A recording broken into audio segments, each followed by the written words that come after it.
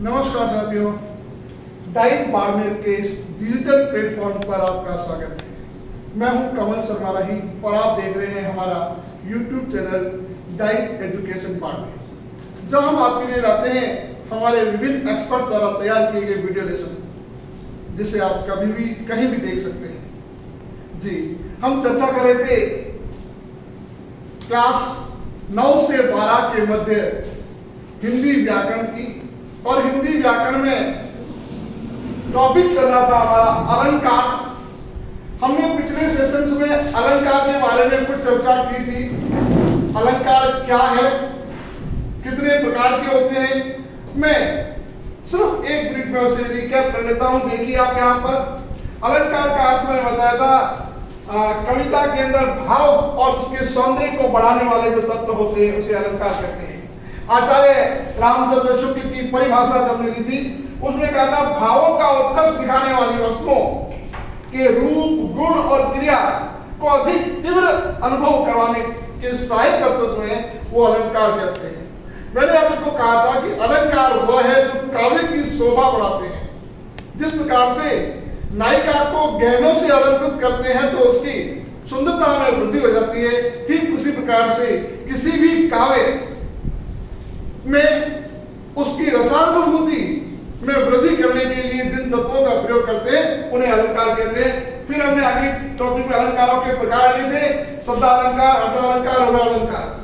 फिर हमने एक अलंकार लिया था। पहला लिया था शब्दालंकार, जहां पर काव्य में जो चमत्कार होता है वो अलंकारों का चमत्कार शब्दों में निहित होता है, और उसके लिए मैंने आपको बताया था अनुप्रास अलंकार, घटानुप्रास अलंकार, यमक अलंकार, श्लेष अलंकार, वक्रोक्ति अलंकार, पुनरुक्ति प्रकाश अलंकार और पुनरुक्ति विभास अनुप्रास और विपाशा।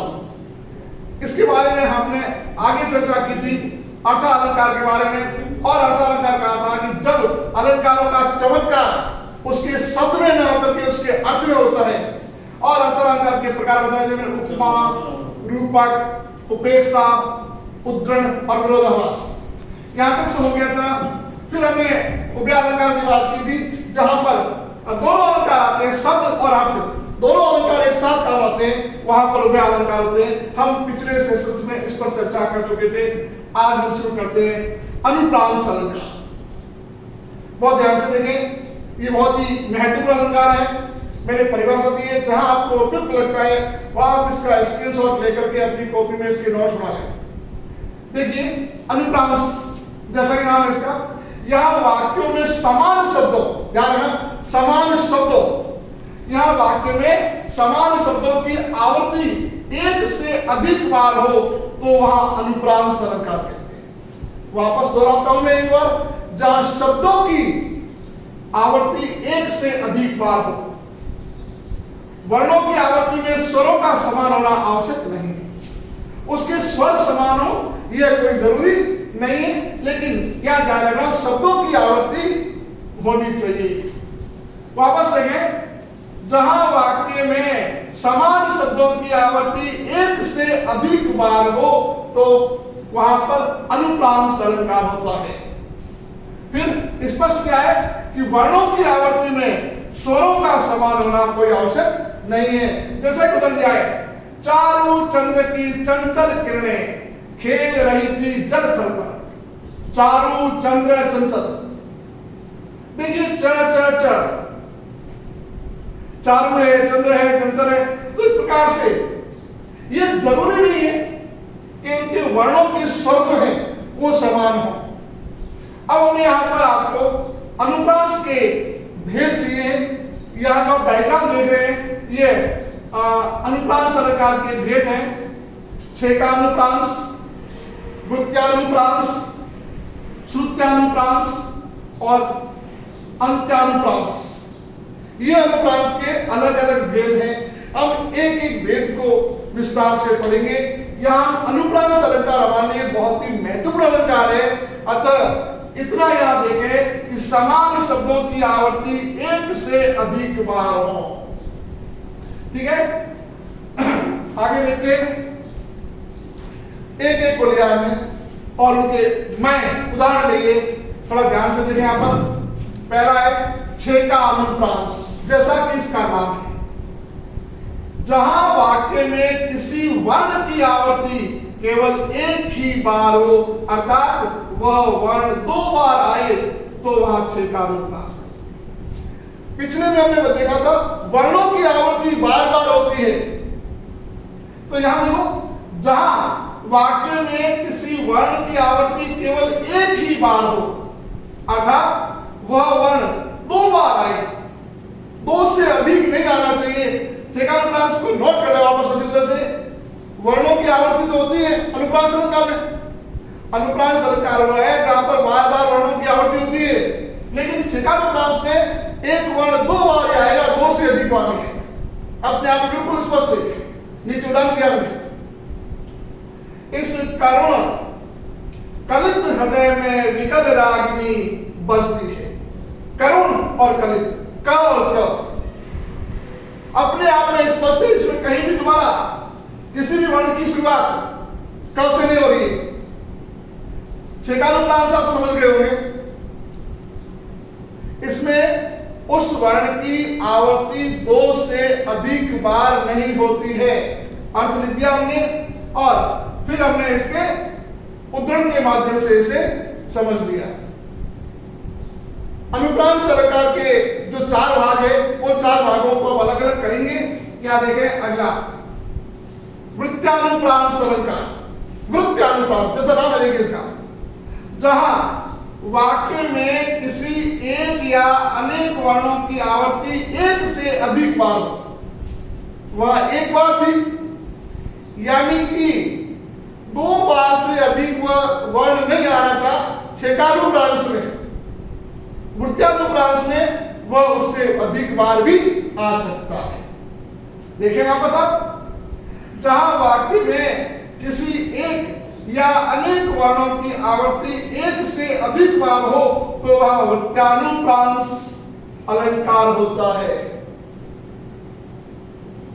पिछले उदाहरण में आपने देखा था क 2 बार आया था। यहां देखिए तरणी, तनूजा, तट, तमाल, तरवर, बहुछाई। त 1 से अधिक, 2 से अधिक बार आया। देखो तरणी में तो आया है, तनुजा में तो आया है, तट में तो आया है, तमाल में तो आया है, तरवर में तो आया है। बिल्कुल आप, अब मैं आपसे कहूं कि आप छेकानुप्रांस और वृत्त्यानुप्रांस में अंतर करो, तो अपने आप में बिल्कुल स्पष्ट हो गया। वर्णों की आवर्ती 2 बार होती है, या यूं कहेंगे 1 से अधिक बार होती है, तो यहां देखिए वहां अनेक बार होती है, उसमें केवल 1 बार होती है। आगे बढ़ता हूं मैं। देखिए यह बहुत ही महत्वपूर्ण है। अगर आप इसको ध्यान से देखते हैं तो आपके हिंदी में संधि विच्छेद के काफी कॉन्सेप्ट क्लियर हो जाते हैं। देखिए सुप्त्यानुप्रांस, जैसा कि इसका नाम है, जहां मुख विवर्त के एक उच्चारण स्थान से उच्चारित होने वाले वर्णों की आवर्ती होती है, एक ही उच्चारण स्थल। अब आपको ये जानिए उच्चारण स्थल कौन कौन से हैं। वापस देखिए एक बार, सुप्त्यानुप्रांस, इसका प्रभाव सुनने पर है, जहां मुख के एक उच्चारण स्थान से, चाहे वो कंठ्य हो, चाहे तालव्य हो, चाहे मूर्धन्य हो, चाहे दंत्य हो, चाहे औष्ठ्य हो, यह जाने जहां मुख के एक उच्चारण स्थान से उच्चारित होने वाले वर्णों की आवर्ती हो, तब वह सुप्त्यानुप्रांस होता है। जैसे देखो उच्चारण स्तर कौन कौन से हैं यहां बताओ। आगे जब हिंदी व्याकरण के बाकी टॉपिक करेंगे तब भी आप इसको देखेंगे अच्छी तरह से। पहला है कंठ्य। कंठ्य वर्ण वो है जिनकी ध्वनि कंठों से निकलती है। अ, आ, क, ख, ग, घ, अब देखिए सभी में इनके उच्चारण करते समय हमारे कंठ का उच्चारण स्तर रहता है। अब तालव्य, तालु बोलते हैं इसको, इनका उच्चारण करते समय तालु रहता है। इ, ई, ज, छ, झ, न। ये कंठे हो गया, तालव्य हो गया। अब है मूर्धन्य। मूर्धा से जिनकी उच्चारण स्थल होता है रि, ऋषि वाला जो ट, ठ, ड, ढ, ण, र, स, ये सारे के सारे मूर्धन्य हैं। अब वे वर्ण जिनका उच्चारण दांतों से होता है, यानी दांतों के बिना उनका उच्चारण कर ही नहीं सकते, वह कहलाते हैं दंत। जिनके उच्चारण में दांतों की महत्वपूर्ण भूमिका होती है। आपने देखा होगा कुछ बुजुर्गों के जिनके दांत नहीं होते हैं, उनको इन वर्णों के उच्चारण में बड़ी समस्या आती है। हमारे कई बुजुर्ग जो हमारे पेरेंट्स है, अगर आप उनके दांत नहीं है तो दांत नहीं होने की स्थिति में वो त, थ, द, ध, न, स, ल इनको नहीं बोल सकते। जब तक हमारे दांत नहीं है तब तक इनकी ध्वनि नहीं निकलती, क्योंकि अब बोल दीजिए त, त, आप जुबान दांतों से टकराएगी। थ, द, ध, न, स, अब देखिए स, स और ल। दांतों से हमारी जुबान टकराती है तब इनकी आवाज आती है। अब ओष्ठ यानी होठों के माध्यम से जिनका उच्चारण होता है उ, देखिए हमारे ओष्ठ ही इनकी ध्वनि के उत्पक है। उ, ऊ, उ, ऊ, प, फ, ब, ह, म। अब उच्चारण करके देखिए, आप मेरे चेहरे के एक्सप्रेशन में देखिए। हम जब इसको बोलते हैं ओष्ठ को, तो वो बिल्कुल हमारे होठ उ, ऊ,